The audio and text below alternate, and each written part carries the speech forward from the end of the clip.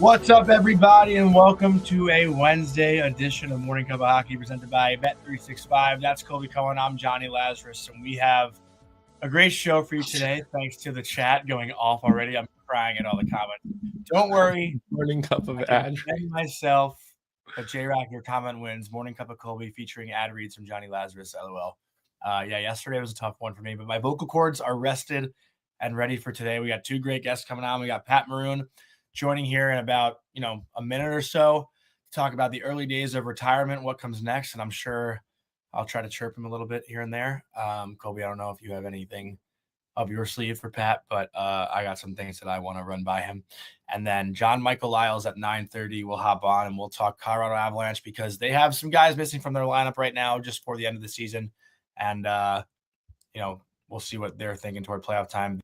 Just alerted me that my microphone wasn't connected. Hopefully I sound better now that I connected it. So sorry about that. I don't know why we can't tell before we get on here. But Colby, how you feeling this morning? Good. I'm good. I would. You want to ask Johnny Lyles about the playoffs? I want to ask him about Gabriel Landeskog.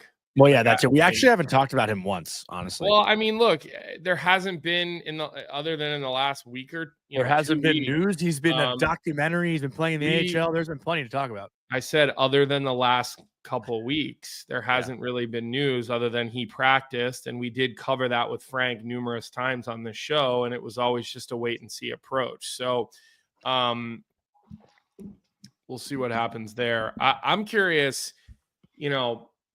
to hear Pat Maroon. I want to ask him about Jim Montgomery and what kind of effect that he's had on the St. Louis Blues. I mean, he played for Monty in Boston, albeit short-lived. But, clearly there's something to it when you take a team over like that that's struggling that much and just looks so average, and you get a week with your team of practice in the middle of the season because of the Four Nations break, and look at how much better they've been. I mean, it's pretty incredible what they've done. And then there was a photo finish last night in Minnesota. Yeah. That game went to the wire, and your favorite team and your favorite state in the Union clinched a playoff spot. Yeah, that was awesome. Matt Zuccarello, sick play to Matt Boldy, and the patience of Boldy with 20 seconds left. Do you have the video by any chance, Vic? I think Vic should have it, but to rip that puck or to have the poise to not shoot that puck. Here's the play with 25 seconds left. I'm watching this game thinking, oh my God, Minnesota's really going to blow it. Go backwards a little, Vic, or give us a replay just because you just have to appreciate the game moves so fast at ice level, and it looks so it looks easy on TV, but the fact that Boldy already knows what he's going to do when he gets this puck, and I think that's what is unbelievable, because Eriksson Ek is still behind the net when Boldy gets the puck.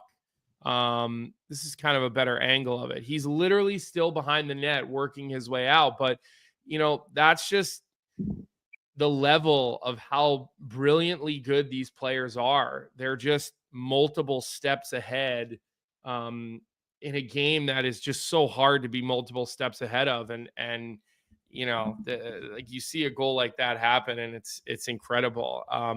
There was a lot of commentary about Zeev Buium not playing last night. They won, so hard to argue. And we can kind of save that till after Pat, because Johnny, it sounds like Pat's here ready to go. Mm-hmm. So we can circle back to you questioning the Minnesota Wild management's decision. We'll get back to that later in the show after we get done with Pat. Yeah. So let's just read Pat on quick with a quick word from our sponsor, Perasso, the most complete choice for shaving and beard care. Made in Italy since 1948, Perasso has been a staple of Italian culture and barbershops globally for 4 generations. So get 15% off at Perasso-USA.com with our promo code Hockey15 in all caps, Hockey15. Pat, how's the first couple of days going of retirement? Oh, it's going all right. It feels a little weird, not gonna lie. You don't look very well rested.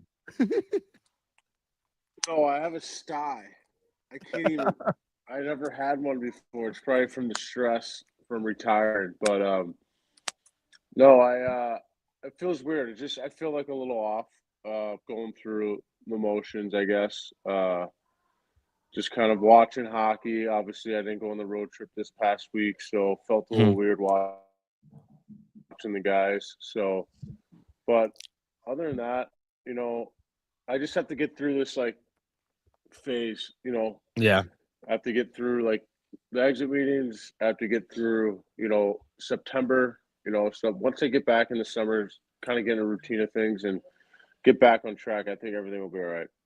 Let me ask you a question. Do we need to wait until after your exit meeting to ask you to air out some dirty laundry, or do you feel like can we do that today, or we got to wait till after your exit meeting? I don't know. Doesn't really Well, matter at this well, point. let's let's wait till after your exit meeting, okay? Okay, that sounds good to Um, me then. are you scheduled, or do you have any plans to do any TV or jump on with any of the networks in the playoffs? Is anything like that you've got cooking? Yeah, the NHL Network reached out, so we're gonna hop on with those guys. Um, Other than that, just waiting for a couple other things to pop up right now. I can't really, I guess, say right now until they give me the okay. Um, Okay. but the NHL Network for sure. I think I'm supposed to start Thursday from home, so we'll go from there and see how I like it. I think it'll be hard at first, but then once I get used to it, and talking hockey is probably the easiest thing, right? I think it's Mhm. Yeah. the question part and asking questions and diving really deep into a player, but I think everything else will kind of fall into place. Well, We can workshop that together if you'd like. if you go to New York, Pat, you can always stay in Johnny's I was just gonna say, yeah. dormitory with him if you want. His shoebox. Yeah, exactly. I got a couch for you. But Pat, I do want to rewind because I've been dying to ask you this question when you were supposed to come on the show last week, but you had too much fun in Boston with David Pasternak. We won't go into that, but we will go into that. So the last time you were on here was when we did the whole Ovi breaking the record talk. Will the goalie be pissed?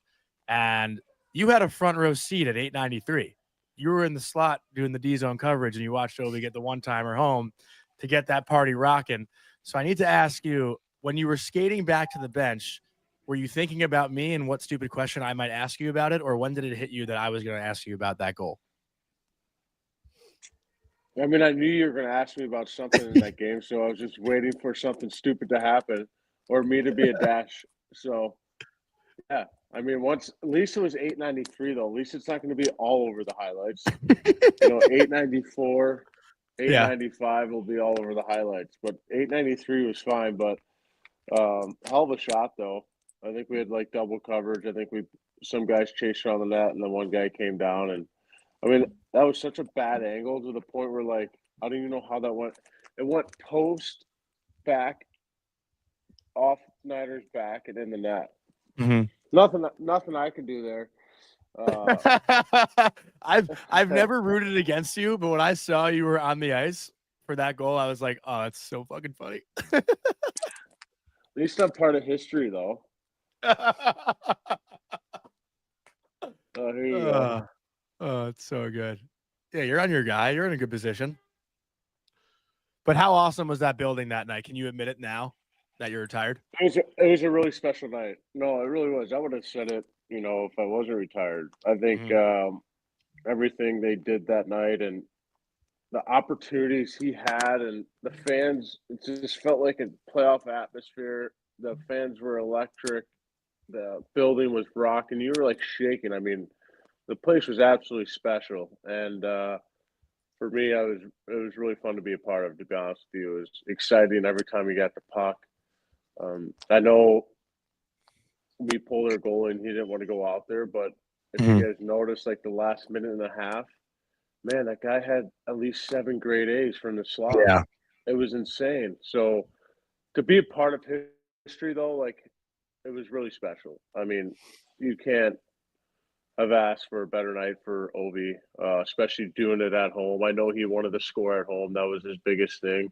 So I'm glad he got to tie it at home. I'm sure he wanted to break the record at home, but watch that ceremony coming back home for him was just awesome. I mean, obviously he's the best goal scorer of all time now. So it's good for our league, and it's good for everyone in the league, and it's good for TV. And I mean, that guy's going to score 900 goals. So he's fun to watch, and he's just going to keep going. Yeah, he definitely will keep going. What about you? Because, obviously you've just closed the book on closed the book on a big chapter of your life. And I think, seeing teams wait out on the ice to shake your hand, and I'm sure there were video tributes, and I'm sure there were.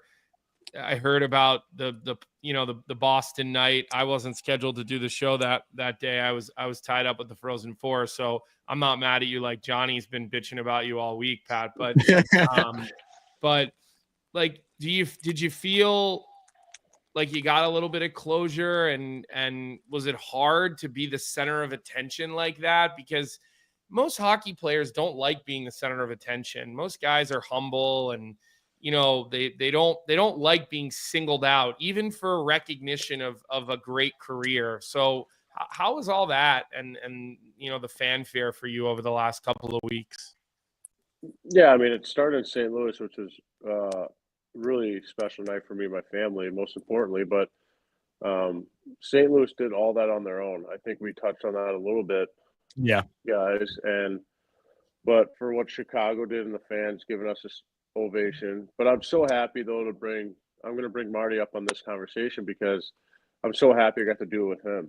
That guy's a legend. He scored some big time goals in LA, big time goals in Vegas. He's always found his way, and he's a competitor. He competes hard every single night, and I'm so happy I got to be able to be honored with Marty because he's a heck of a player, even better person, family guy, and to be a part of that with him and having our friends and family in town that night on Saturday night. But to be honest with you, like no team could have done that for us. Like, we're not Hall of Fame players. We're not, we're just the guys that go out there and have a role out there for our team. And we try to do it as best as we can every single night. And for us to get recognized like that by like Winnipeg Jets, and it was really, really special night for us. And, no one had to do that to us, but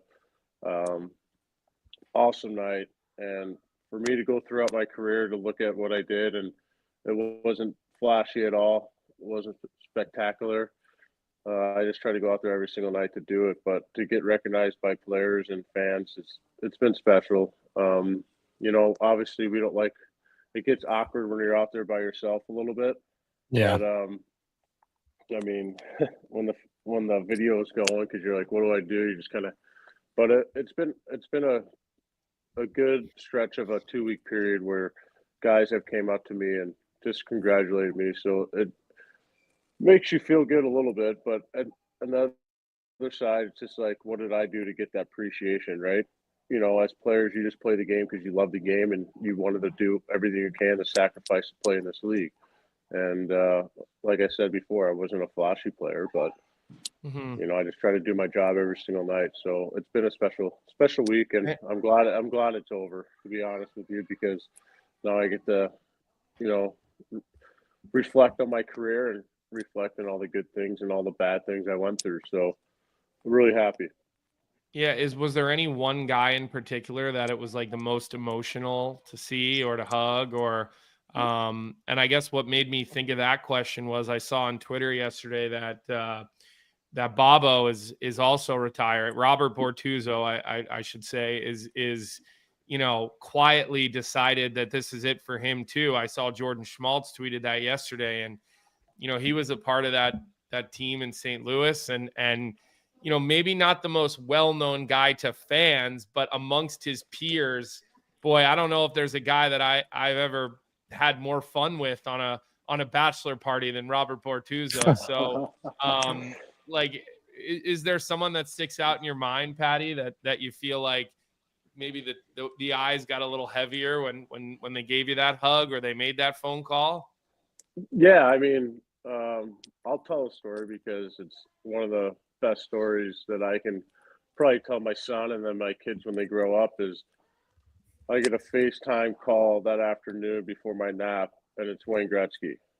No way. So to be, yeah, but I'll tell you the backstory. So sorry, I messed it up. So Give us the story. we're playing in Washington, and obviously Wayne's in the building to see if he's going to tie the record. I'm walking out to go to the first period. He goes, I had to come down and give you a hug. And he comes down and he's sitting right where we walk out. Obviously, you guys know where Washington is. Our locker room, you walk a left. He's right by the dryer glove.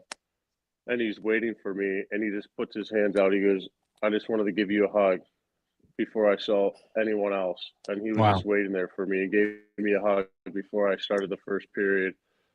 And then I'm sitting on the couch last Saturday before the game. I'm sitting there with my dad. I'm like, look, Dad. He's like, no way. And it's Wayne calling me, congratulating me, and telling me what a career I had. You're going to have a special career after your career. And said some really nice things about me. And just to have that call from the greatest hockey of all time. And that's what goes to show you what kind of person he is. I've known Wayne since I played in Edmonton. I always stayed in touch with him. We golf all the time. I'm really close with his kids, and it's just what he raised in his family and his kids, and how he, presents himself every single day. He knows everyone, and he takes the time and effort to make sure you're okay if you're with them, or something like what I was going through. He takes the time to make a phone call, and to have that I didn't cry. I was really emotional, but I didn't cry. But I kind of got emotional after the phone call. So yeah, to have someone like that special to give you a phone call, it's pretty remarkable, to be honest with you. I was kind of shocked, but I got the chills. You're talking about this, and like my arms, like I have goosebumps on my arms, because he's such an incredible ambassador to the game of hockey. I mean, the things that I hear, these types of stories, Pat, of how he goes out of his way to just be like almost like the grandfather now of hockey. Like he's gotten a little bit older. His kids are older now, and the league has these new generation Mount Rushmore types of players with Crosby and Ovechkin, but he just remains this incredible ambassador to the National Hockey League, and appreciate you sharing that story. I'm sure the people listening are so appreciative of it. But Johnny, I'm listening to this, getting goosebumps about it, because it's incredible. I wouldn't have been able to nap. I don't know how you went to sleep after that. Calls you for a pregame nap. I mean, anyways. Yeah, I was gonna say, like, there's no way I'm napping after that. I mean, I went upstairs and I kind of just put my head on the pillow, and I was like, wow, Wayne just called me. That's pretty special. Like, I don't know. I just feel like I always tell stories about Wayne. Like, anytime you meet him and you see him for the first time, and say he sees you again, he's going to remember your name. And that's like the old school mentality, the old school feel of like all these ex-hockey players. They always make time and effort to go say hi to people. Or if you go out of your way to go say hi to them, they'll carry on a conversation with you. And say you see them a year later, they will remember your name. And I think that's what's unique about Wayne. He takes the time and effort to say hi to everyone, and he remembers everyone's name. He remembers every conversation. He remembers, if he was at that game, what you did. And for him to take that time to give me a call is pretty special. I have just like two more questions, Pat, about the actual like last game and, the feeling of retirement before we kind of just like jump around different topics. But again, we've talked about just like how you felt ready, but now that like it is here, do you feel like you're more free and like more in control of your life? Because obviously when you're playing in the NHL for years, like you have a set schedule, you have a routine that you have to go by, and maybe that could be scary, like having this freedom and not having to go to the rink at a certain time, having meetings at a certain time. But it also could feel really nice, like knowing that you have all the time in the world to do the things that you want to do. And then I don't mean to make this like a two-parter, but I'm curious just what it was like for you walking back into the locker room after that game, and like how long you sat in the locker room, and what that feeling was like actually leaving the United Center, knowing it was like your last game. Yeah, good question. I think um, we're so routine based, right? We're all timed. You know, we have a we have a certain schedule we go by every single day. Even in the summertime too. It's just like we work out at whatever 8 o'clock, and then we go skate at 11, and then we're back, and then you have to go do this or go get treatment. So we're On the clock. always pretty Yeah. much on the same schedule. We're on the clock at all time and same schedule. So during the year, same thing, like 11 o'clock practice, be there at 9, do stuff after video, and we have workouts after or workouts before practice. So we're so much on time base and we're around the clock so much. Um, but I think once I find the routine of like the life after hockey, like I'm gonna go back home in the summer. I'm gonna go try to, I'm gonna work out every day. Anthony will be with me, so that will be fun for me.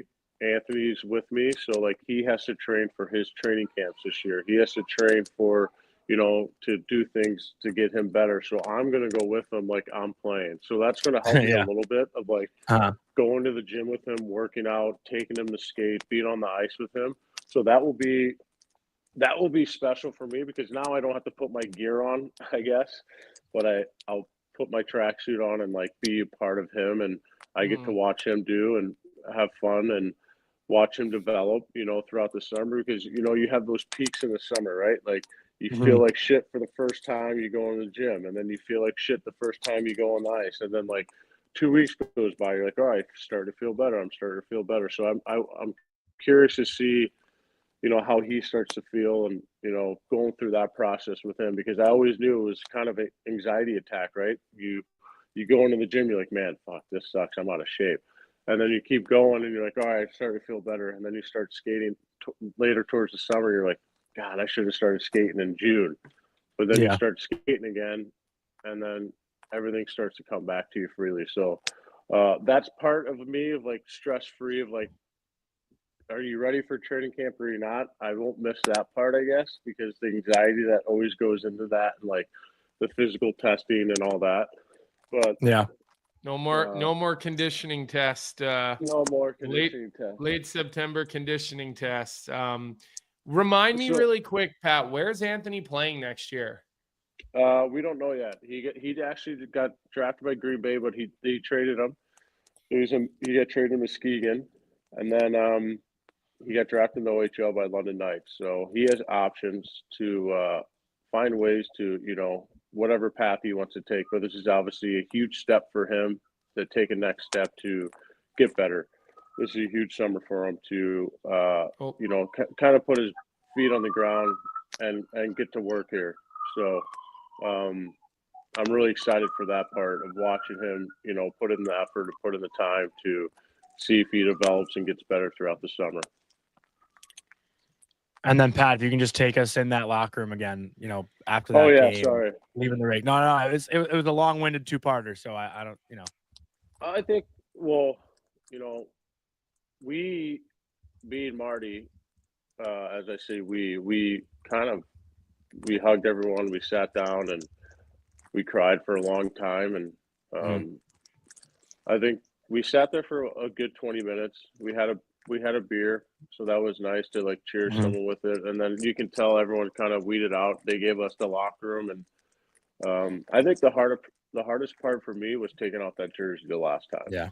Yeah. Knowingly I can't put that jersey back on, that's when I really broke down. That's when I fully went to a mess, knowing that I'm not going to be able to take that jersey off and hang it on the bin for the last time. So that was really emotional. That was the hardest part, was taking off that jersey for the last time.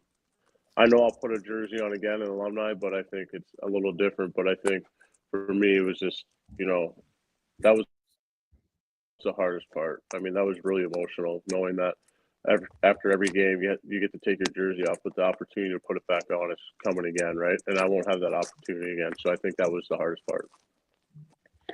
Yeah, I mean, I can't imagine. I saw everyone's like outpouring love and support. I mean, you must have reposted 50 fucking Instagram stories that day, and I love seeing them all. Like, I actually love seeing like which people posted for you and kind of going through all the different memories. Like one that I loved actually, Mike McKenna like posted a picture of you guys in the AHL. Like you were with the Phantoms, and I was like, oh my god, like what a find! Like what a great picture that is to have, like from probably like 2008 or something. So I thought that was really cool, just like watching everyone show their love and support for you, because we've gotten to know you well over the past year, but we didn't know what you were like back then. So it was kind of cool to see. I don't know. I don't really have any more questions for you, Pat, but I kind of wanted to just see if there's anything you wanted to say, like any emotions you're feeling before we kind of let you go here, because we got John Michael Lyles coming on any minute. So I guess like anything you're feeling, anything you're looking forward to, or what's on your mind today. Well, I'm looking forward to talking hockey again. I'm looking forward to being with you guys a lot and kind of breaking down the game a little more instead of getting the terrible questions from you, Johnny. But no, I'm just looking forward to breaking down the game and talking about the game and watching a lot of hockey. And I'm looking forward to the new baby coming up. That's going to be really exciting in our lives. And, watching Anthony grow this summer, watching Goldie get older this summer. So I have so much to be grateful for in my time with the game. So, but now it's my time to really look forward to the next step in my journey, which is, the new baby coming. Anthony's 16 now, so I get the opportunity to go watch him play. Goldie's getting older now, so opportunity to put her into sports and watch her grow, and really looking forward to all that. So all like the family stuff, and obviously working with you guys has been a pleasure. So thanks again for all you guys did this year. But hopefully we can continue this throughout the playoffs. But I think the most important thing I'm really looking forward to is, just like I said, my family. The new baby, Anthony and Goldie. So we're all excited around here, so there's a lot to be excited for. But other than that, man, I'm just really looking forward to just talking hockey, seeing if I really love this stuff, broadcasting stuff, doing it with you guys. So the opportunities are going to come. So I'm really looking forward to all that. I think our next guest does want to pop in and maybe say something to you here. If the floor is yours, Mr. John Michael Lyles. Hey, Patty.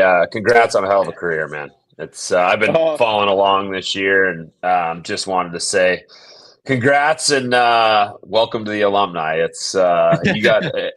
I'm assuming you're going to be back in St. Louis. Is that right? No, dude. You guys. We're going back to Tampa for a little bit. Oh, We okay. don't know if we're moving back to St. Louis just yet, but we'll be back in Tampa. Well, you got good alumni down there, and St. Louis has a heck of an alumni. I know Paul Stastny ended up back there recently, so you'll be in real good hands. And man, just enjoy the time with the family. That's. I mean, I'm 8 years out now, and that's been like the biggest thing for me, and the best thing is spending time with family. And the alumni helps, being around the guys that have retired before you. That's a big part of it.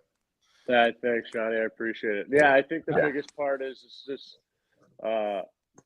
Chaser down there does an amazing job. So I know Jackman's taking over right now, and it's good that Steiner's the assistant GM role. So there's like you said, Stas is coming back, but there's a lot of alumni coming back now from that 2019 team. So it seems like we're all moving back there eventually. So we just don't know when. But the St. Louis alumni has been awesome.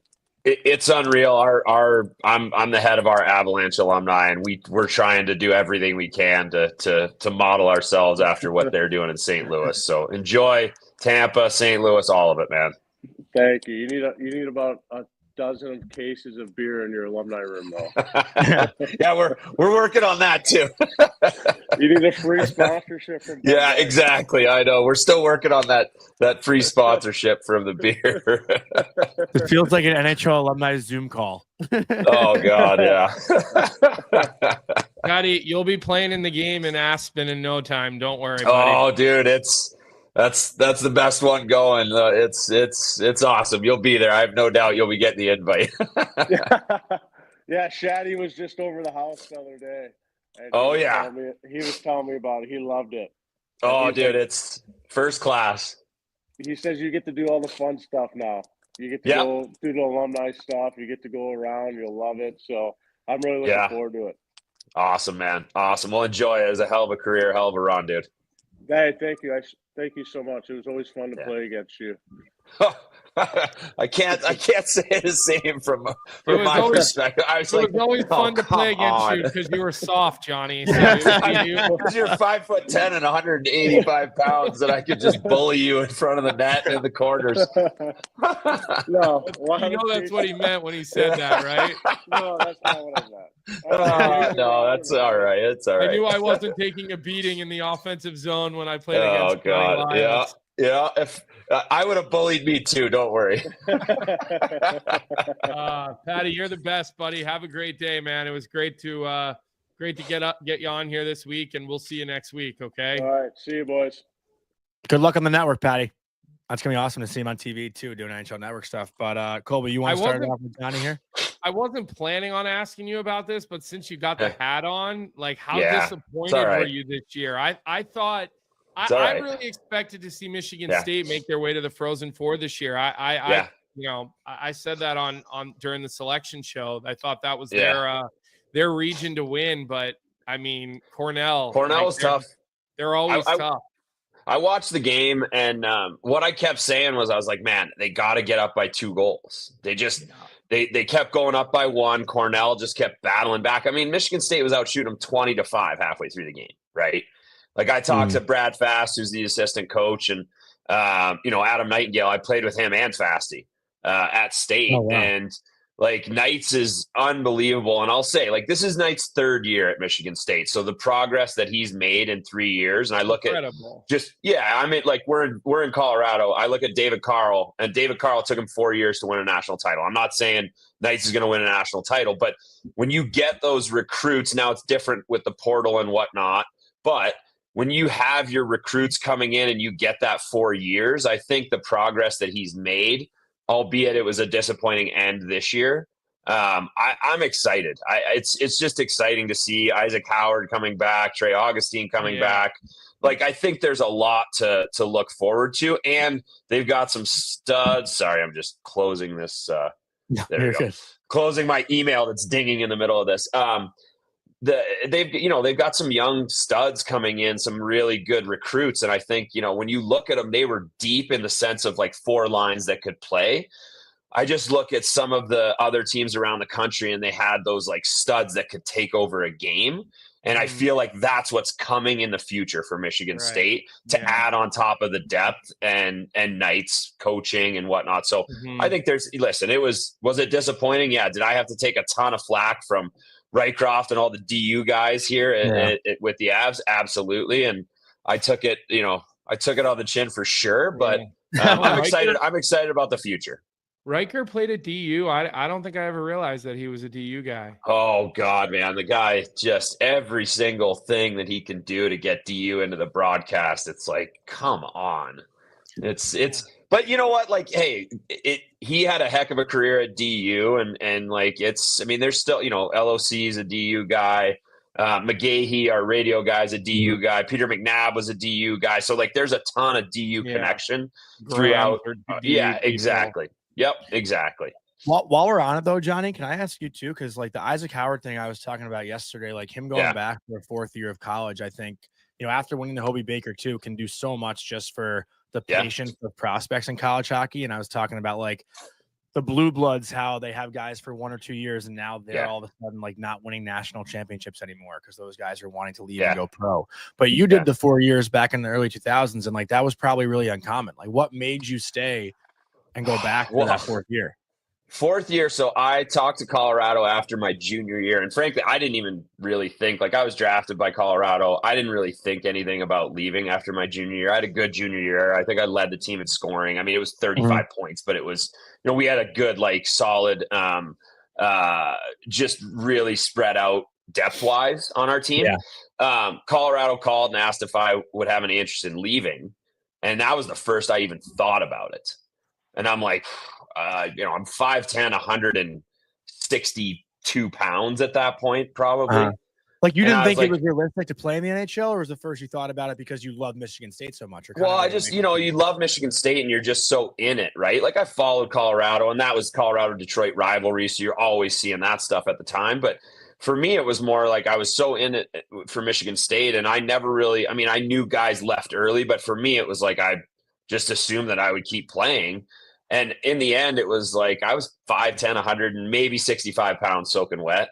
I'm like, there's no way, right? At that time, it was Brian Rafalski and maybe one or two other small defensemen in the NHL. So I kind of thought about it, and then in the end just said, like, I need another year. And I ended up putting on like probably 10 pounds of muscle my senior year, really trying to kind of, I don't want to call it bulk up when you get to 175 pounds, but like just get stronger. And, it ended up being, a great senior year for me. Like I ended up being a Hobey finalist, like 50 points. And, the team, I think we had a tough go just because I'm trying to think what it was. Oh, at Christmas, we had Duncan Keith leave to go to Kelowna. We lost another D-man. So it was I didn't even know he played in college. He played a year and a half at Michigan State. Wow. Johnny, 50 points in 2002, 2003 in college would be the equivalent, in my opinion, of about 70 points in today's college game. I'm not like, holy shit. Yeah. I mean, it was, like, I knew you were a stud because you barely played in the American League. You played 5 games before you went to the NHL full time. And I got the fortune of playing with you in that league, which was like ridiculous. But holy shit, 50 points in 2002 in college hockey. Like people don't realize, like even like Hudson had 50 points as a freshman. You know what I mean? Yeah. But like if he would have been a senior, he would have had 90 points. Like the scale has changed so much. Like, wow, that is a big number for a college season for a defenseman. Well, it was fun. And I mean, I think I had like 14 points at Christmas. And so the like January one where we lost Duncan Keith and we lost a kid named Evan Shaw to the Q. So we lost 2 of our D. So Brad Fast and I were playing like 2 out of every 3 shifts. Like there was times they didn't really log minutes back then, but we went back and with one of our assistant coaches, and we had a game, I think might have been at Notre Dame, where we went into overtime and Fasty and I logged like 44 minutes that game. And he and I were D partners. We were seniors. So we would play all power play, almost all penalty kill, and then every other shift basically through the game. I mean, it was, and Fasty had 46 points, and he was second on the team in scoring. So we had 96 between the 2 of us. And it was like, I mean, but we were down. We had to move a forward back to D to finish out like for the second half of the season. Like it was interesting. Like all these things lined up, but it ended up, it made me be I would say a better player. And I mean, that's a long time ago, but fun times. For commentary here, you had 50 points, Fast had 46, and he was second. Then Jim Slater had 44 points, and David Booth had 36 points. Like, oh man, wow, that is insane. Like that is a crazy stat that I mean I've obviously, like, I know your career pretty well, but I don't think that ever realized that. That is insane. It's a long time ago. No, look, it's good for hockey when Michigan State's good. Having them back relevant is huge. Look, back then, Johnny, like I'm talking to you, Laz, at this point, like guys didn't leave early. It wasn't, if you were a first round pick, you stayed 3 years if you were a defenseman. So, even when we were coming out, it was after our junior year. You didn't even think about coming out after your sophomore year. Now, guys at Christmas of their freshman years are ready to go turn pro. And look, I think a lot of guys are less successful because of it. I think because they rush. Well, you think about like Duncan Keith, he played a year and a half at Michigan State, and then they brought him to Kelowna, and he played, I think, maybe another year and a half there, but he played, I want to say, at least 2 years in the minors in Norfolk. And what they did, I mean, this is arguably one of the best defensemen of all time. And what they did with him in Norfolk, I think it was Trent Yanni that had him in Norfolk. 2 years. 2 years, exactly. So I remember playing him. 79 games. Yeah. Yep. And at Michigan State, like, listen, Duncan is he's a buddy of mine. He's an unbelievable player. But in college, like, he was still learning the game. He was unbelievably skilled. but he was still learning the game and the subtleties and just kind of, how to control a game against older, guys. And I think that like those 2 years in Norfolk made a huge difference on his career.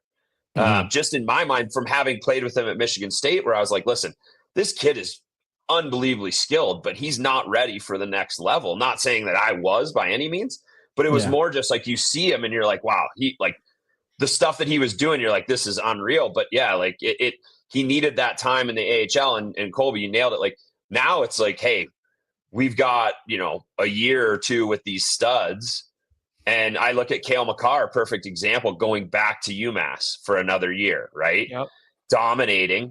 And it's funny because we joked like on the broadcast, it was like Cale Makar was 3 steps ahead in college his sophomore year. But Cale's freshman year, he was not like, we always knew he was good. Yeah. But it's think he was hard our best as an defender. 18-year-old against 24-year-olds, no matter how good you are. It's time before his first goal too. We were like, what's going on here? It's especially the defensive position. It's not like, for Celebrini, for Eichel, it's a little different. You're a forward. You're not your mistakes don't end up in the back of the net every single time like a defenseman does. Yep. It's so true. And Cale coming in after that year at UMass, where he was 3 steps ahead is what we called it. You could see that he was still a step ahead when he stepped into the NHL. Now he's 2 steps ahead. Yeah. But that extra year, it just, I think nowadays when you hear about these kids, especially defensemen, and like they want to rush them in. Yes. He should have stayed a second year. I thought that was foolish for him to go to the Blackhawks. Like, how fun has it been to be in Rockford for 65 games this year? Yeah, he's getting his taste right now, and he looks good. Listen, the kid looks good. He looks good now. Yeah. But once again, it goes back to, and this is actually, it was kind of true for me too, but a lot of times for D-men, the AHL is harder than the NHL. Right? Why is that? Just because in the NHL, you know where the other 9 guys are on the ice. Very rarely is somebody just out of position or running around. If somebody's running around, it's somebody that usually runs around and you kind of know. In the AHL, I feel like you get the other 9 guys on the ice. There's 3 guys that you're like, why is this guy there? Or 4 guys.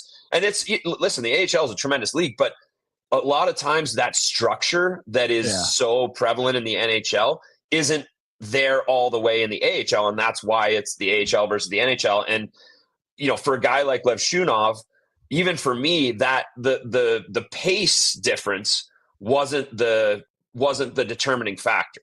I could play the pace in the NHL. I could play the pace in the AHL. It was more the chaoticness sometimes of the AHL. Yeah. Exactly. Where you're like, whoa, this is crazy for a reason. Yeah, it's called the jungle for a reason. But Chris Chelios was on our post game. It's like a month ago or so, and he was talking about Lev Shunov in Rockford, and he said he's like he struggled quite a bit in Rockford. He said he's been better in the NHL than he had in Rockford, and a lot of times that happens where that kind of chaotic, nature of the game in the AHL versus the NHL, where it's very structured. Everybody just thinks the game at a high level, and it makes it easier, especially for a D-man, where you have an expectation of, I know my forward is here covering for me, or I know my centerman is here, and 99 times out of 100, it's right.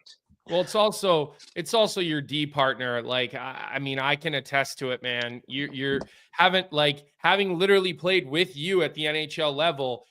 I always had an option. No matter what was going on the ice, you were always somewhere. That was an easy place to get the puck to. If, let's say, Milan Hajduk was not in an easy spot. Like, you look at the players you're playing with, they're all open. They're all in a great spot. They can all catch a bad pass. They can all take one on their feet, their backhands. Like, it's an easier situation for a guy like Lev Shunov, who's a smart, two-way, has offensive gift. It's going to be easy. You're not getting NHL level.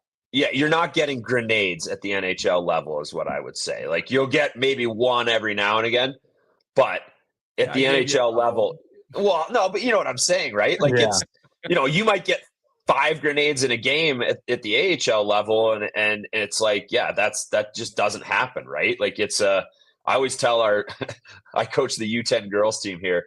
I'm like, you have to take pride in your passing, right? You have to be proud of the pass that you put on another girl's tape. Mhm. We're still working through that, but that's the commentary in our practices. Well, one last thing I just want to add before we kind of go into NHL stuff. This is a good conversation here, but like I've been saying it since my playing career ended. Like, I wish growing up I can go back and I would have been a defenseman. So like for any like hockey parent listening, like I would throw my kid on D just because I think you learn the game and see the game so much better because it's in front of you. Like I play D now all the time in men's league just because I enjoy it more.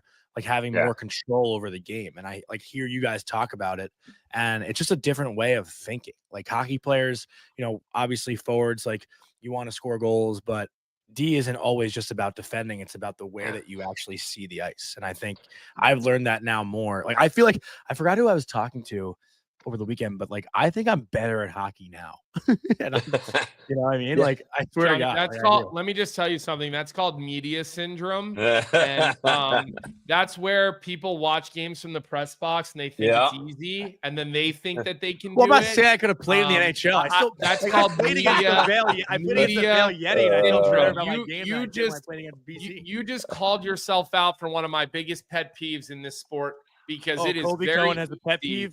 It is very easy when you sit in the press box every night and you got your keyboard and you're typing and you think I said I'd play in the fucking NHL? I'm just saying, there's no way you're better today than you were within your prime. This is why Let's move on. There's a big reason we wanted to have you on today, Johnny. And that's to ask you about Gabriel Landeskog and everything surrounding him. The videos coming out of Loveland were amazing. The goal, the way they it was so cool to see. Like, what an incredible story. It is. It's pretty amazing. Now, it's hard because there's assumptions out there that he's going to play in playoffs, but I think the nature of what he did over the weekend was amazing, and the way they treated him, and the fact that he's in a game for almost 3 years after playing his last NHL game, Game 6 of the Stanley Cup Final in 2022. I think it goes to show the type of person, the type of leader, the type of character that Gabe Landeskog is and has, not giving up on that, because let's be honest, if you're still grinding 3 years after your last game, there's been a ton of setbacks. Yeah. And it's been a roller coaster, I know, for him, for his family. I think for the organization, maybe not quite as much for the organization as for him and his family, because they're in it every day. But it also goes to show, like, you see the videos of him skating in practice, morning skates, things like that. But what you don't see, and I would say you see about 10% of actually what he was doing. Like, he was going out early mornings so that there was no media around, and whether that's at Ball Arena or whether that's at the practice rink, I don't know. I just know that those are the things that he was doing to make sure, like, he was skating, I would say 4 or 5 days a week, the weeks that he didn't have setbacks, trying to get back. And to do that on your own or with a skills coach, let's be honest, like, that is the most miserable thing in the world. Right? Like, we've all had injuries. We've all been healthy scratches. To do that for a few games or a few weeks is painful. Sucks. At best. It's the worst thing ever. Yeah. And he's been doing it now for, let's call it a solid year, because he had the surgery with the implants or whatever. And to be able to do that and put yourself in this position is nothing short of, like, amazing. And I think the expectation is that he's going to come back in the playoffs, but I think there's still, hurdles that he has to get through. Now, he played Friday night in Loveland. It was obviously very set on shifts. I think he played 5 shifts every period. So he ended up with 15 minutes. But I know that there was probably 50 people within the organization that were waiting, because the plan was, if I feel good, I want to play Saturday. Yeah. And everybody was waiting for him to wake up on Saturday morning and say, like, yay or nay, a go or no go. And the fact that he played back-to-back games, I mean, that's as good an indicator as we've seen. So we'll see. I mean, you hope that it's game 1. I don't know that it's going to be game 1, I know that game 3 at Ball Arena, if Gabriel Landeskog's in the lineup, the roof's going to blow off that place, right? That'll be Well, unreal. Like just That's what I the was gonna fact that ask too, though. that many people were in Loveland for the AHL Yeah. game, and it was insane. Like it's a great barn on any given day. Like the fans up there are amazing. They've got a sellout streak. They've got a great team. But the fact that like people were going crazy for tickets, for jerseys, to see him play. And, he didn't disappoint. I mean, he got scrums. He's doing right there. That's Landy's game. Front of the net. He's so effective. He's so strong. And so, yeah, I think whatever. The first home game, if he's in the lineup, that place, it's going to go crazy. Well, Johnny, I wanted to ask you that question too, because, they start the series in Dallas. It could be 1-1, 2-0 Dallas. Maybe Colorado somehow squeaks out both road wins and they come home up 2-0. But like the series, the score of it, I think is going to impact the decision, obviously. Right. So my question to you also, is like, are you taking a Gabe Landeskog that's maybe not at 100% for his presence and for what it could do to the atmosphere versus whoever his replacement might be in a 1-1 series or a down 0-2 series? Like, how do you justify that decision? Like that's a tough decision to make. It's a tough decision to make, but listen, there's subtleties within every series. And I think that, within every lineup, there's always subtleties. Jared Bednar's an unbelievable coach. To have Landy in the locker room, to me, I think you take him at anything above 50%. Yeah. Right. That to me, it's even if you put him net front on the power play and you get 3 power plays a game, right? Like to me, he's that valuable. And realistically, a lot of times over the course of the last few years, Jared Bednar has gone 11 forwards and 7 defensemen because he wants to throw McKinnon out there at random times. And Nate's able to play 25, 26, a lot like Kale. Kale can play 28 and not look tired.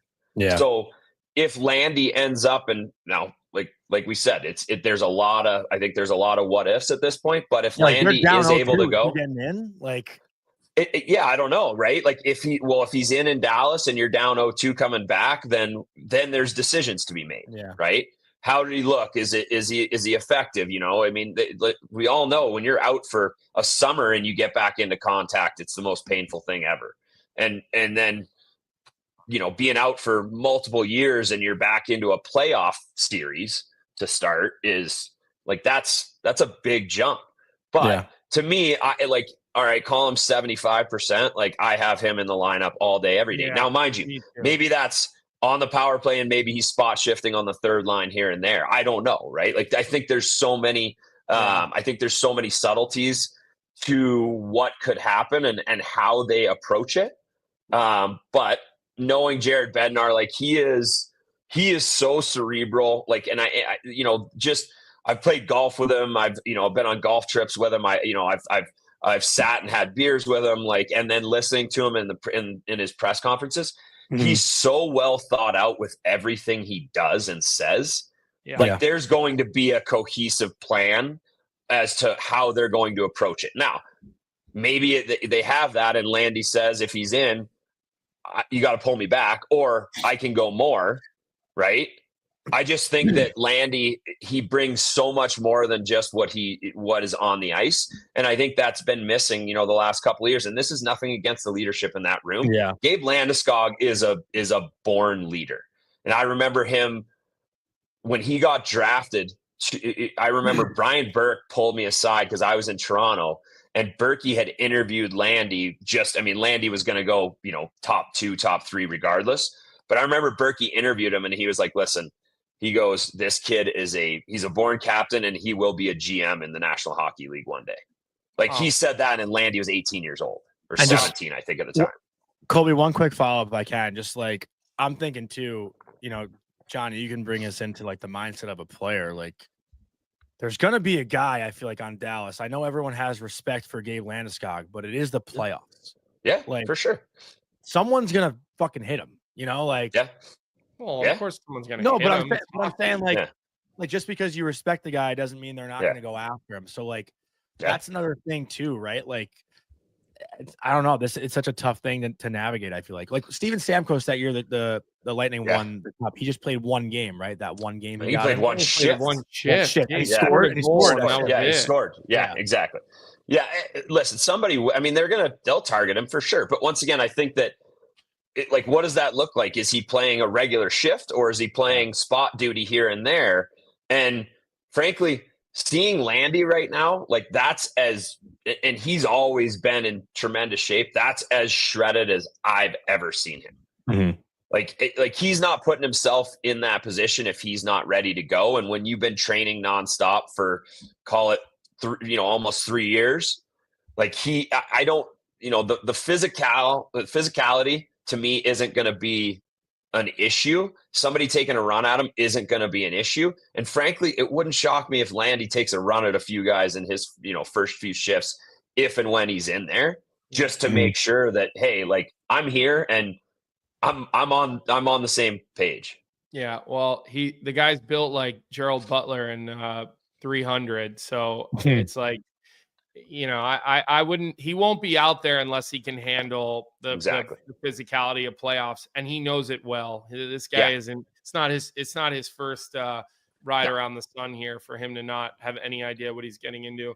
Last thing I got for you, Johnny, and I'm curious about, what's your confidence level in the goaltending going into playoffs? Because, you look at what Chris McFarland did this year, and it's nothing short of on paper, genius. He redoes his center ice position and he redoes his net. And I'd be hard pressed to find a team that redid the entire center ice position, lines 2, 3, and 4, and both goaltenders in a season where it wasn't a total disaster, rebuild, burn it to the ground. So you're in there, you're around it, you work on the show, and how confident are you that they've got the goaltending to have that parade, I guess not down 16th Street Mall anymore, but somewhere somewhere in the city of Denver. Broadway. They'll go down Broadway. Yeah. Listen, what they've done, when you look at the lineup from, I'm not even going to call it game 1, call it game 10 to now. I mean, I think these are 11 new guys and 2 new goaltenders. And when you look at the Dallas series from last year and where they are now, I think it's 11 new players and 2 new goaltenders. Mm-hmm. And from game 10 to now, what they've done, when you look at it, we have actually gone through on the broadcast and looked at it. And I mean, it's unbelievable. Now, part of that was injuries, right? Nichushkin wasn't playing. I think Duran was out. Lehkonen wasn't playing. There was a lot of guys that there were some injuries, which I think actually, we've talked about Nate. I've talked about Nate as a Hart Trophy candidate. I think that strengthens his argument, because early on in the season, the Avs had so many injuries, and there was just and Nate and Cale were carrying the team, and keeping them not necessarily right in a playoff spot, but they were close enough that they could make a run. But goaltending wise, it's funny. We had Chris McFarland on our trade deadline show the day after the trade deadline, and we talked about the goaltending, and they went for Wedgwood from Nashville. They gave up Annunen. Annunen was a young kid still. I think he's a good goaltender. He's big, but they needed some stability behind Georgiev. And unfortunately, at that point, they weren't getting that. So Wedgwood was a great guy to bring in, awesome guy in the room. He's got another year left on his deal. And so there was that kind of the stabilizing factor where he was able to give Georgiev a little bit of, just, I think, a little more confidence in that backup position. And then Blackwood became available. McFarland said him and Mike Greer actually kind of came up together in the assistant GM circles. And so they've always talked, and, they've been cordial, and Blackwood kind of came available, and they just had to pull the trigger because he was a guy they had looked at for, years prior. And he's 6'4", he's big. I think, down the stretch, it was a little bit, I don't think he was as good as when he first got here, but it was different, right? Like, Nate wasn't playing the last 3 games. You had a lot of guys that they were resting because of bumps and bruises, and the engagement from the guys. And I just go back to 2022, Avs lost 6 of their last 7 games in the regular season that year. It's like they knew kind of where they were. There wasn't going to be much of a fluctuation. And so it's like you know that it's those razor thin margins where guys kind of, they just not shut it off, but it's like, okay, well, I'm gonna dial it back just a little bit. And so for me, I think part of that plays into into Blackwood's numbers down the stretch. I think he's a really good goaltender, and Ryan Miller is one of my good buddies, and he works for San Jose. And he texted me when Blackwood got traded here, and he said, hey, he's got all the tools. And if he, is comfortable in the system and with the guys in front of him, he's going to be the best goaltender the Avs have had in a long time. Wow. Okay. So I didn't know he worked for San high Jose. praise. Yeah, he works. Yeah, he's. I think he's goaltending consultant. Him and Greersy go back a long ways, and I think he's up there a few times a month or whatnot. But yeah, he said that, and like I take Millsy's word as gospel, just given the career and playing with him at Michigan State and whatnot. So I think that what you have is Blackwood is tremendous starter, but you also have a very competent backup. And when you go back to 2022, Kemper goes down with an eye injury. Francouz steps in and essentially wins the round 3 against Edmonton. I think he played every game that round. Yeah, and he played the last game or two maybe against St. Louis, I want to say. But yeah, you need that goaltending depth, and you need that tandem, especially in the playoffs, given what can happen. Mm-hmm. My last one, just because I know this conversation is going to start sooner or later, but is the love affair with Mikko Rantanen officially over? Oh, man, listen, it's got to be, right? I think everybody's moved past it, to be honest with you. They got Marty Necas, who's a tremendous player. They got Jack Drury, I like him a lot. I think he brings just unbelievable depth, and he's a really good, now he's the 4th line center for the Avs. And you have Nelson and you have Coyle. Like Coyle's been, I hated playing against Charlie Coyle, but I love the fact that he's on the Avs as a 3 center. And I go back to that 22 team, McKinnon, Kadri, Compher. Now you have McKinnon, Nelson, Coyle. Like, to me, there's a lot of similarities there, and they both fit in really well here in Colorado. But yeah, I don't know. There's just a lot to like about kind of everything that the Avs did, and the Mikko situation was hard, right? Like I was on with you guys. With the playoffs. Johnny tried to say that his number, even after he got traded, his number would be retired. And I mean, that was Carolina, though. That was when he went to Carolina. After he goes to Dallas. No way. I told him he was crazy to say that. Come on, he's going to play more of his career away from Colorado than he did in Colorado. If he had stayed, I think he was on track for it. Johnny, before if he had stayed. Yeah, I was clear that I said if they don't get another cup, it goes up there. But if they win one without him, it probably doesn't. They're not putting it up there regardless. I don't know that they're putting it up there. If it's just the one, he's a part of the McKinnon, Landeskog, Makar foursome. That's the one that got it done. Yeah, but listen, I think there's a lot of. I mean, there's a lot of guys 26 is going in the rafters before Mikko Rantanen. That's Paul Stastny. That's Paul Stastny. Oh, that's right. Stas was 26. What? Were you 8? I was 4. I was 4. Okay. I went from 26 to 4 when Paulie came in. And I saw him the other day. What did he give you? I realized that he moved back to St. Louis. I got a chance to hang with him a little bit. Yeah, he gave me a bunch of booze. He's I mean, like he's one of my best buddies. Actually, I was texting with him last night a bit. He's awesome. I mean, but so you say Mikko, but then okay, well, like does Erik Johnson's number get retired? Right? I say if they win another cup, it's possible. Yeah, right? Wow. Okay. First overall pick there for 13 years. Like, yeah. I mean, he was there. I played with him there. Yeah. That's how long he was there. Now he left for a little while. Yeah. But at the same time, Buffalo offered him $3.5 million. Like you can't say no to that. Yeah. Right. Yeah. Like it's just, to me, like he's been such an integral part, and the fact that he's come back and like he's familiar with all the guys. And right now, I don't know, like he may be 6, he may be 7 on the depth chart, but he's a guy in the room. And same thing, like with Landy, I think, because having Landy in the room, even if he's at 75% and he's playing, call it 12 shifts, 15 shifts a game, I think it takes pressure off McKinnon and Makar to be the leaders. Yeah. Right. Landy is the leader, and everybody just plays. So yeah, there's a lot of subtleties. I don't think Mikko's number get retired if they don't win another cup. even if they don't win another cup. I don't. I think had he stayed, I think his number was for sure retired.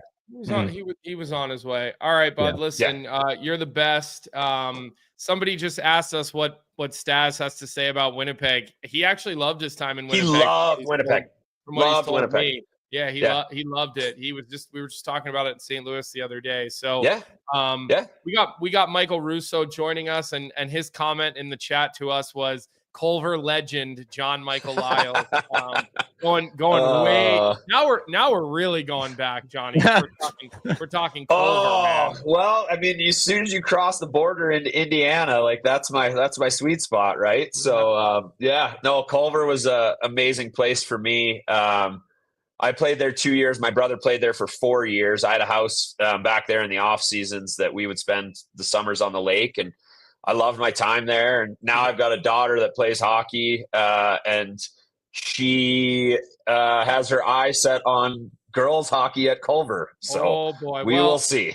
Well, I assume they have John Michael Lyles Day in the state of Indiana. I just don't know what day of the year that is, but I would assume there's a John Michael Lyles Day where April 26th, like half off. No, there's no John Michael Lyles Day. There's a Ryan Miller Day in Michigan, but that's we're on different levels. So yeah. All right, man. Listen, appreciate you getting up early with us. Yeah, today. Of course, guys. And hey, we're waiting for the next book over here. We can only read Cats Can't Ski so many freaking times over here. Okay? I know. Tell Aaron I'll push her. Yeah, gear, okay. It's a lot slower process than you might think. I asked her about it the other day, and she just kind of shook her head. So we'll see. I'll push on her a little bit. All right, buddy. Have a great day. Right. We'll catch up with you. Thanks, guys. All right. Thanks, Johnny. Oh, and Kobe's gone too. So let's get Kobe back in here, and then we got Michael Russo, surprise guest. Put this together this morning because I texted him yesterday, and he was a busy guy yesterday.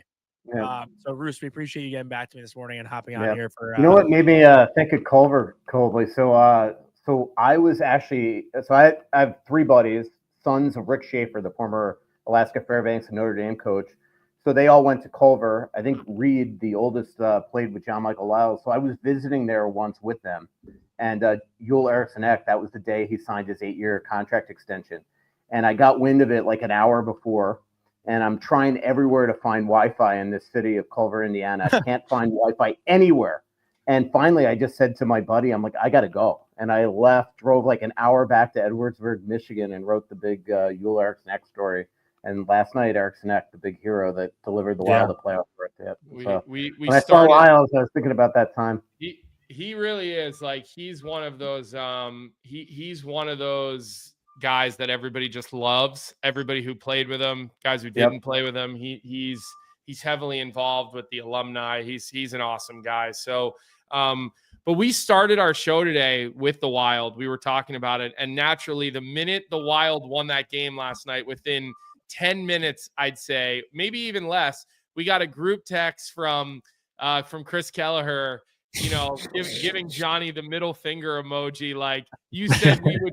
Because Johnny said like 4 weeks ago that Minnesota would miss the playoffs. That was his hot take. So I think Kelleher had that text ready to go and ready to send it to Johnny when they left. But what are your thoughts here on the way that they finished this season, and how they handled the Flower situation, how they handled Steve Bouillon, what we're expecting out of him? I mean, I think the Wild are always an interesting team. Yeah, there's a lot to unpack there. I mean, first of all, Johnny was almost right. If there was game 83, I don't know if they'd make the playoffs. I mean, look, could you imagine if Eriksson Ek doesn't tie that game yesterday? I mean, it's the butterfly effect, right? I mean, Blake Coleman said that the Calgary Flames knew going out for the third period that they were already eliminated. So who knows what happens in that third? I mean, it changes probably the complexion, but the reality is they won. So if the Wild don't get that point yesterday, they are now they are practicing on Thursday without knowing if their season's over, and waiting for Calgary, LA to play on Thursday night in a game that means absolutely nothing to LA. I mean, they would be, bricks right now. So that's one. So, they didn't handle, look, they won 5 of their last, 13 or 14 games. That's not very good. But the reality is that they're healthy for the first time since mid-November. They're going to get a bunch of very needed days off here. And it was just, I mean, 2 games in a row of tremendous victories by them, starting in Vancouver, then the game against Anaheim last night.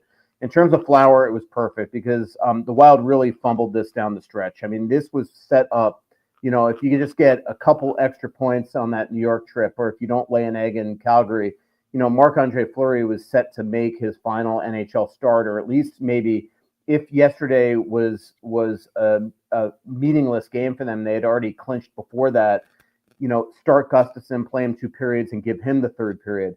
But then for the way that it ended, I mean, what a perfect ending to his career. I mean, for that game to tie it up with 20 seconds left, get the playoff berth, know you're playing Vegas, going into overtime, and then for Philip Gustafsson to have the wherewithal to even remember how, what a perfect send-off this would be for Marc-Andre Fleury and go to the bench and come up with the idea to put him in. I just think it says everything about Gus and his relationship with Marc-Andre Fleury.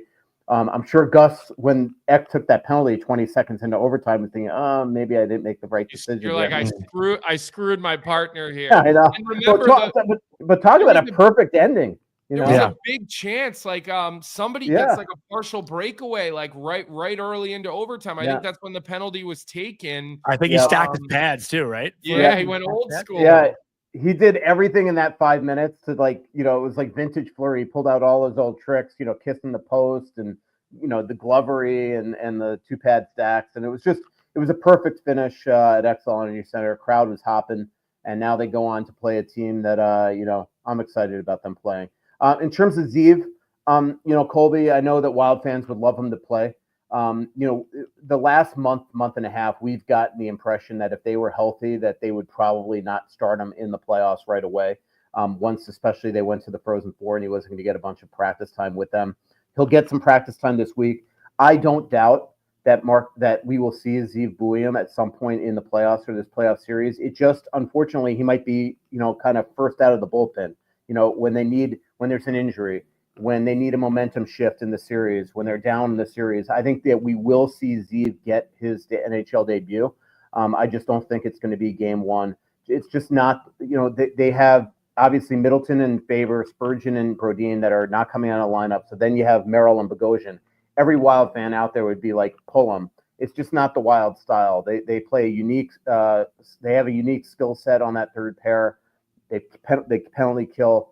John values them in different ways. So I think that they start with Merrill and Bogosian in the series, and that we're going to have to wait to see Zeev. And again, I think the hint to that is the fact that yesterday was a game that they weren't clinched yet, and they still didn't feel comfortable to play on. So if they're not playing him in game 82, they're probably not playing him in game 81. Game 1, even with a couple days of practice here. Right. So just with everything that went down the stretch, Bruce, I saw the Wild, I think 2 weeks ago they were here in New York. Was it 2 weeks ago, 3 weeks ago they were here? Mm-hmm. And I spoke to Marcus Foligno just about the shift in identity when Kaprizov is in the lineup versus when he's not. And Joel Eriksson too. It's crazy to think that, one guy can totally shift the way a team is able to play a game, right? They couldn't find a way to score goals. And, that was their biggest issue, right? They were defending well. Gustafsson was playing well. But not having Kaprizov really just killed their offense. Mm-hmm. Now that he's back, Joel Eriksson also scored 5 goals in the last 4 games or something. He's come back, he's scoring goals. To get this big rejuvenation this time of year, can we not totally count out Minnesota to beat Vegas? Is there a chance they can do it? Wait, well, I mean, they won't make. And by we, I mean me. By we, I mean me. Now you go from being the biggest Minnesota hater all year long, going back to last year, and now that the playoffs have started, now you're flipping and you're picking them to beat Vegas? I just asked the questions. I'm not making the pick. I'm just looking for clarification. That's all. Well, I feel like most people would predict this series to be a 5-game. I don't know if anyone would really give Minnesota that much of a chance, but to get this spark this time of year, it could really help their group. And speaking to Foligno, he said, straight up, we're a different team without these guys. We are. Well, you we can figure out. Well, but sometimes having an MVP season. But sometimes people would say, oh, it's a next man up mentality. We're still, he was just open and honest. This is not Kaprizov. That's not a next man up mentality. They don't exist. There's only 5 of them in the entire world. I agree with you. I agree with you. Yeah, I mean, look, I think adversity shapes a team. You know, Brock Faber was talking about the other day in Vancouver, and there have been few teams that have had as much adversity on the ice this season as the Wild. I mean, they have just been ravaged by injury from the start of the season on, in a year where they had very little cap space. And I think it does shape you as a team. They clearly were treading water until their lifeboats came back here. Yeah. And now they're completely healthy. You know, am I going to pick them to pick Vegas? No, I'm not. But would it shock me? No, it wouldn't. I mean, I've covered this league a long time. What I like about them right now is not even the fact that Kaprizov and Eriksson Ek are back and playing at such a high level, and that Kaprizov has started to work off the rust here that he's admitted that he's had. What I love is that in these high-stake games here that the Wild have played the last month, we've seen the best of Matt Boldy. We've seen the best of Brock Faber. We've seen the best of Marcus Johansson, who's been great for a month. Marcus Foligno has had a tremendous season. And, He's and awesome. Gus, yeah, he's the The best. the gift that keeps on giving for beat writers. I'll tell you that. Mhm. And then Gus is playing really well right now. So, and Gus is going to get a much needed rest here the next 3 or 4 days until the series starts Sunday, with them really riding him down the stretch. So we're seeing like Faber these last 2 games absolutely delivered. 32 minutes in Vancouver, a big goal in the third period. Last night he has 9 shots on goal, huge minutes. Wow, Boldy, 9 shots on goal last night for Fabes. And then Boldy, just big goal after big goal. He's getting to the inside, which has been his big, his criticism in the 2 playoffs that he's been in. He's, as Bill Guerin said, playing with FU in his game, and just huge goals. And I'm doing a huge story on Boldy for tomorrow, and Foligno is the big catalyst to the story because he talks on Long Island. You know, that game after we saw you, Laz, where the Wild just laid an egg on Long Island. Yeah. After the game, we asked who spoke to the media, who spoke to the team, and it was Matt Boldy. And just the fact that he's finding his voice in the locker room, that he's 24 years old and now feels like it's okay for him to be the one to call players out and stand up. It says everything about his maturity right now. So, am I going to pick him to beat Vegas? I do cover a team that hasn't won a playoff round in 10 years. It's going to be hard for me to do that. Yeah. Like to me, even completely healthy, you're going in against a team that I think is a formidable Stanley Cup contender. Yeah, But 100%. and we've all, and the Wild have lost to them 9 of the last 11 meetings. So it's going to be a chore. They are unbelievable at home, but they're banged up right now. Like they've had a lot of guys miss time here. From Eichel with whatever he's dealing with to Hurdle to we know Shea Theodore just came back from the Four Nations injury. It's not just going to be a cakewalk for Vegas.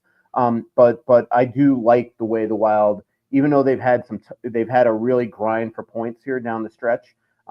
To play these high stake games, I think can only help you in a series against a real, a team that just won the Cup a couple of years ago. Yeah. Well, and I think Vegas, you're going to see their full lineup in game 1. I know that they've been a little banged up, but you're going to see their full lineup in game 1 with all those big guys. I think the Four Nations thing for Boldy, like you said, you can't not connect some dots there with confidence and with big moments, and thought he had that, good Four Nations. And I think that's it right there. You're looking to see a guy like him really take the next step and become a playoff performer.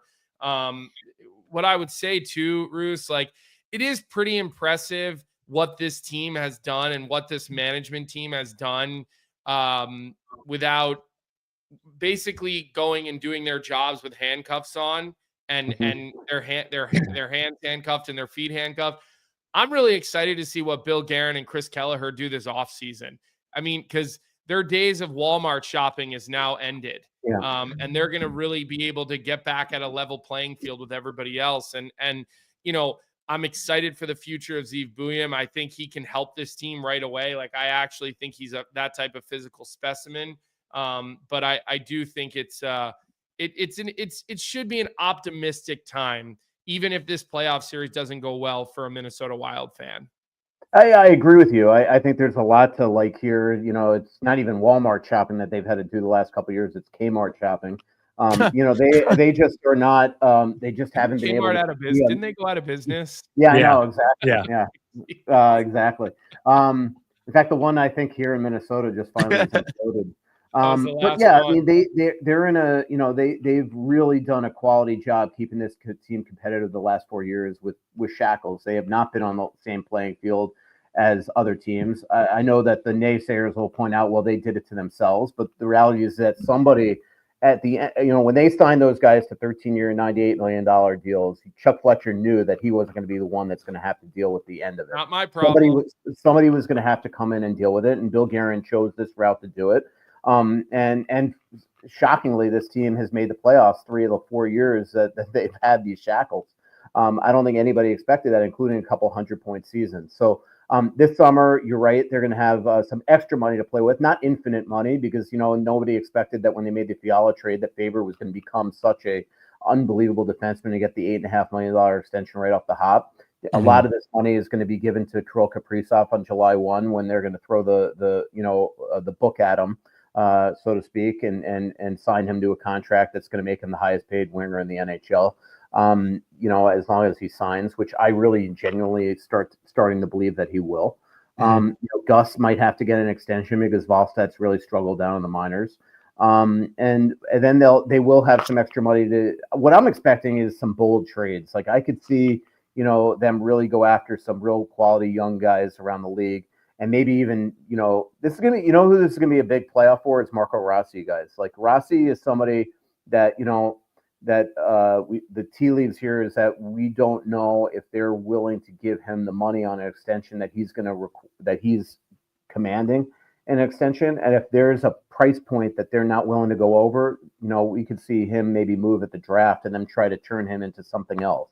So there's going to be a lot of bold decisions that I think they're going to make because again, the free agent crop is just not it's not the greatest in the world. I do think they're going to go hard after Brock Nelson. I think they'll maybe be interested in Brock Besser if the price is right and the term is right. I think Brock Nelson is probably more priority than Brock Besser. And we'll see what they do from there. They got Urov coming at some point, as long as they sign him. There is a lot to be excited about in Minnesota with the real quality young prospect pool that they have with guys like, Riley Heidt coming and Hunter Haight having a great year in the AHL. And there's just a lot to like here right now. Ogren looking like he's going to be a player as well, and somebody that either they could put on the team next year or use as a trade chip this summer. So there's a lot for Bill Guerin and Chris Kelleher and Matt Sells and Mike Murray, the whole crew of management to really deal with. Well, we know how they feel about Brock Nelson. He was on Team USA, and Brock Besser was not, and I'm not comparing apples to apples, so you kind of know there. Bruce, we appreciate you kind of last minute popping on here today. Yeah, sorry, I thought I texted Johnny back yesterday. It was a first minute invite, a last minute. Nobody texts Johnny back, Bruce. So the fact that you ever got back to him was part of a miracle. Look, you're one of the best who do what you do. So make sure if you don't follow Roos, follow him because, like I said, there's not many people who do it better than you. So thanks for your time today. Yeah, thanks, guys. A lot of fun. Thanks, Roos. Appreciate it. Great stuff, Colby. Long show today. We got a little bit of business to get into now before we just end today's show, and that'll be it before we start getting into playoff predictions tomorrow, and then we're in full playoff mode. So make sure, by the way, if you haven't liked this episode yet, I don't know what you're waiting for because today's been a great episode with a bunch of great guests. So make sure you hit that like button, hit that subscribe button. Johnny, I know we got to get to your crispy hot take here. So let's get to it because I was just as do you that. can see, I got to get going here. I got mayhem happening in my house. I can hear upstairs. Yep. So time now for the crispy hot take presented by the Ninja Crispy 4-in-1 portable glass air fryer. Meet the first of its kind, the Ninja Crispy portable cooking system. The power of a full-sized air fryer in the palm of your hand, so you can cook big or small batches. Just prep it, crisp it, serve it, and store it all in one. It is a all-in-one system that includes a 4-quart 6-cup Tupperware glass container and 2 storage lids. The Ninja Crispy is thermal shock resistant and can go from frozen to crispy in just minutes. With the Crispy Power Pod, you get the power of a full-size air fryer in the palm of your hands. The 4-quart container fits 4 pounds of chicken or veggies. You can cook a personal-sized meal in 7 minutes in the 6-cup container. So max crisp, bake, air fry, and re-crisp with the Ninja Crispy. You can prep, cook, and store anything from crispy favorites to one-dish meals. So visit their website in the link in the description and stay tuned for a chance to win a free Ninja Crispy for one of our lucky fans. And I do see a lot of people commenting in the chat that Alex Iafallo got a 3-year extension with the Winnipeg Jets. And today's crispy hot take is that those Winnipeg Jets are going to lose in the first round to the St. Louis Blues. We'll get into more of that tomorrow when we do our actual series predictions. But that's going to be the hot take for today, is that the Blues upset the Winnipeg Jets in round 1. I'll just leave that there, and we'll talk about that again tomorrow. I'm sure Chef Richard does not like hearing you say that, and he was quick to tell you that. He said, good show today, boys, and I said that after. He said that I didn't even pick them to make the playoffs, which, again, he would remember. I didn't realize I was that down on them to start the year. What do you have for Bet365 today, Johnny? So every team that was in a must-win game won last night. So tonight we're sticking with that same theme for Bet365, where every nail-biting overtime win is a barn burner, every face-off, hat-trick, power play, shot on goal, penalty shot, and every suspenseful minute in between is amazing. Whatever the moment, it's never ordinary at Bet365, an official partner of the NHL. So download the Bet365 app and use the code NATION, NATION, in all caps to get in on the game. You must be 19 or older. So please play responsibly. And tonight, Montreal Canadiens, the last team that can do it, clinch the playoffs. They are home hosting. Who are they hosting again? I'm blanking on it right now. They are playing the Carolina Hurricanes, who are going to be having a bunch of AHL players make their debut. It seems like Skylar Brindamore is actually one of them who's getting his first NHL game. Story, former BU captain, getting his first NHL game. Yep. Long Island kid too. Is he from Long Island? I think he is. No, I think he's a New Yorker. Yeah, that sounds right.